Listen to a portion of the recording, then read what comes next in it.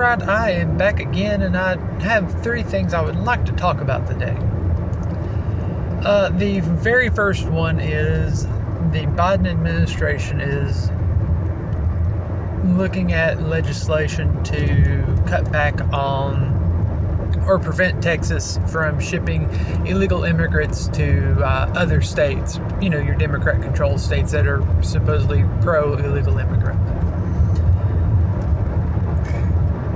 It's very funny that these states, they're sanctuary states, and Texas is not, and they sort of send them there. They're like, please don't, we can't support it.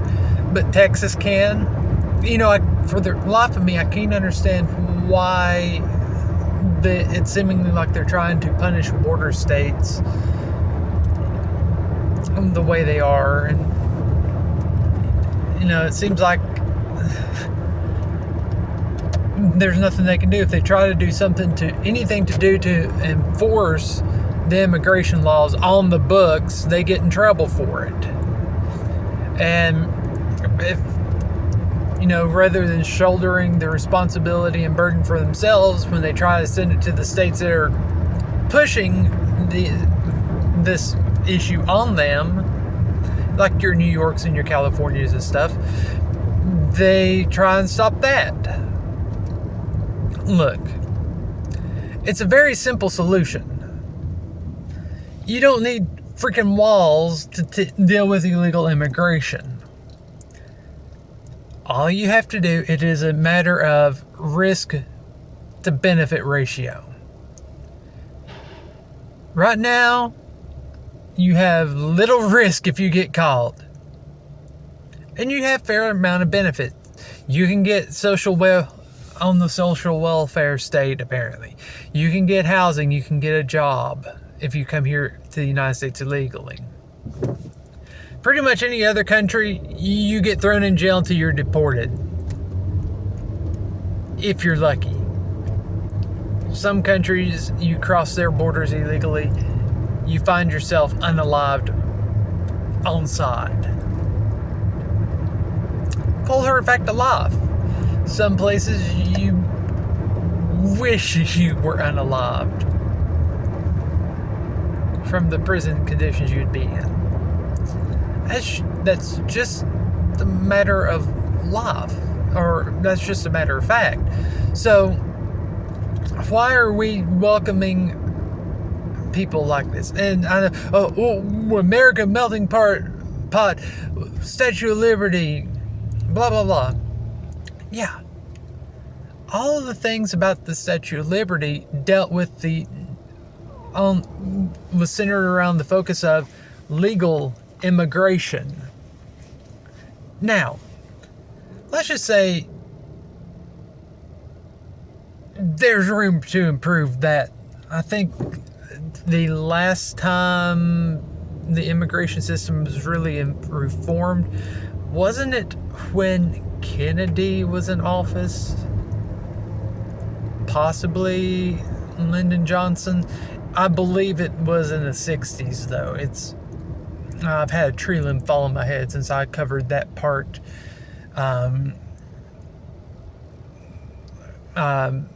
in school, in college. But yeah, I do believe there's a good chance that the last time the immigration system had a good reform was in the 60s. I believe that's what they said. I know my entire life they've given it lip service. I don't know if anything substantial has really come of it.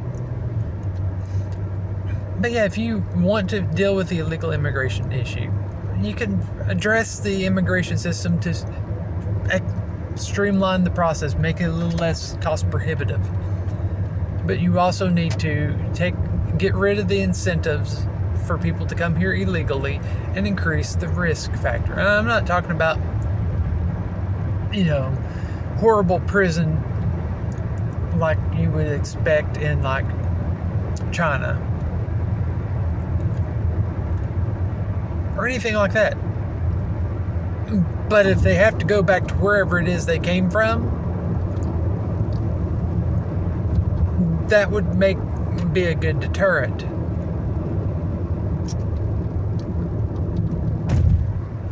Now, the next 2 things. Elon Musk, old crypto daddy, has ruffled a few feathers. He cut Starlink in Ukraine when he realized that they were trying to coordinate a strike on the majority of Russia's fleet.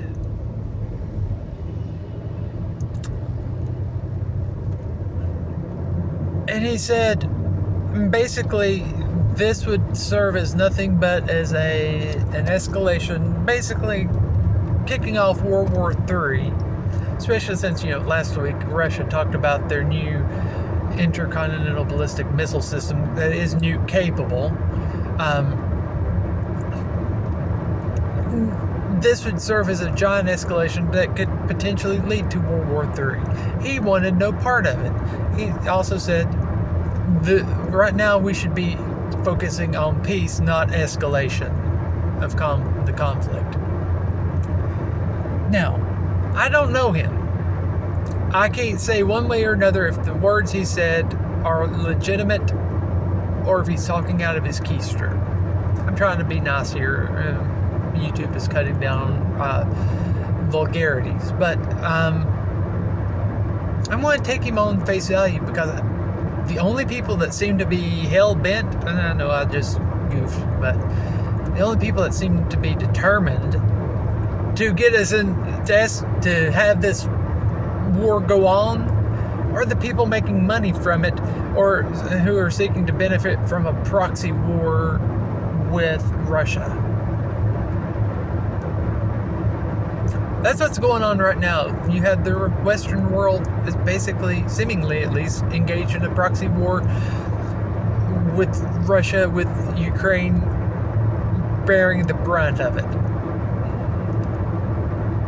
No move is being done to try and broker peace in any capacity that I have seen, at least from the Western world. Just trying to make matters worse. And the last thing we need is a World War III, which is what seems to be what they're trying to make happen. Let's take a moment and just think that maybe, just maybe, peace could be an option. What if? What would it take? If we take Putin out on his word, part of the reasons why he was going in there is because of how corrupt Ukraine's government was and how Ukraine is becoming a Nazi stronghold. You can believe it if or not.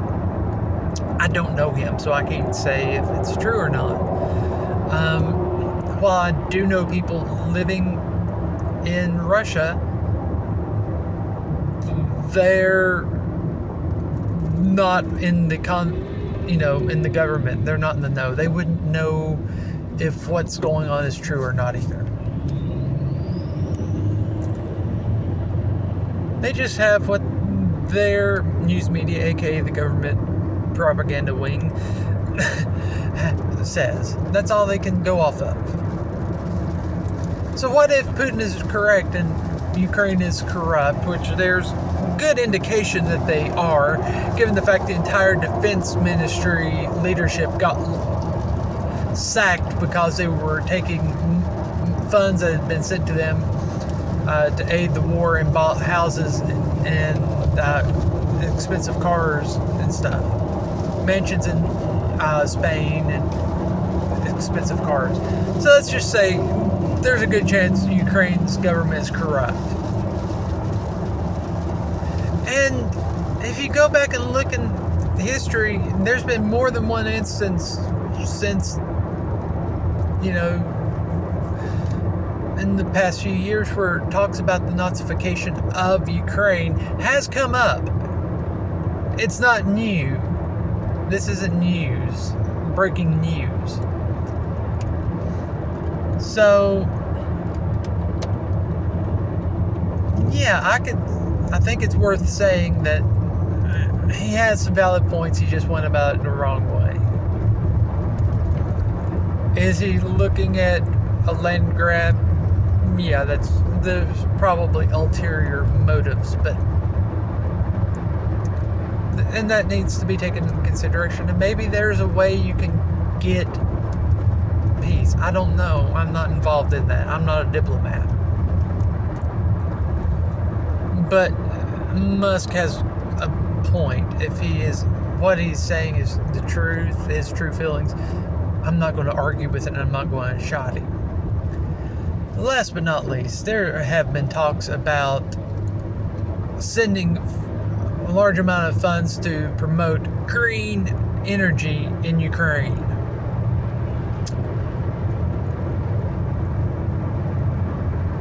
And this will be the shortest, sweetest, simplest part of it. Right now, Ukraine is involved in a war with Russia. What do you say before we send a crap ton of money for green energy? And hear me out. This will be controversial. Why aren't we focused on ending said war in Ukraine, and then rebuilding things? Let's focus on homes, infrastructure, the critical infrastructure. Let's get that taken care of. Green energy, while it's nice and all, it's kind of fluff when you consider everything else going on. You have to have a prioritization on this. If your top priority in Ukraine right now, in this moment, is not trying to find a resolution to what's going on without further escalation and risking flat out war, the next world war, if that's not your top priority, I recommend you take a moment, step back, and reassess your priorities. That should be number one. Number two, like I said, you need to be focused on the essentials.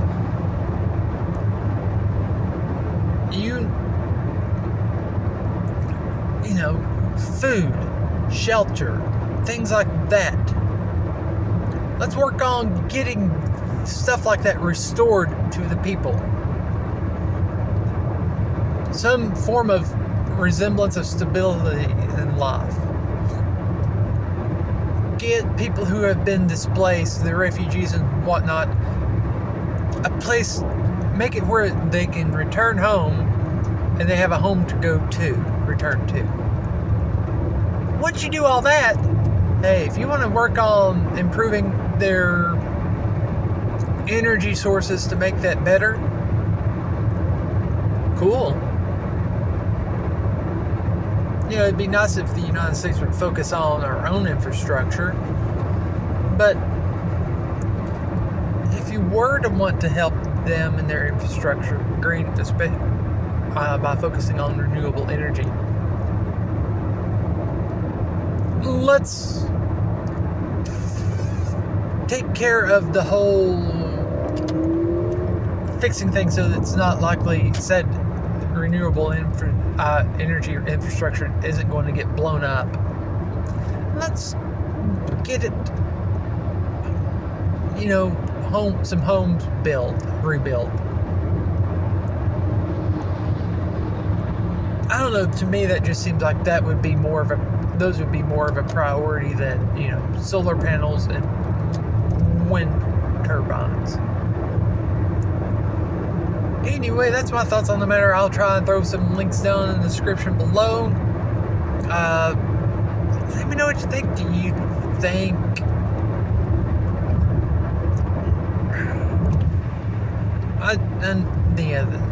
there's just a lot I've covered and a lot to say on it, a lot more I could say on it too. But yeah, let me know what you think. Later.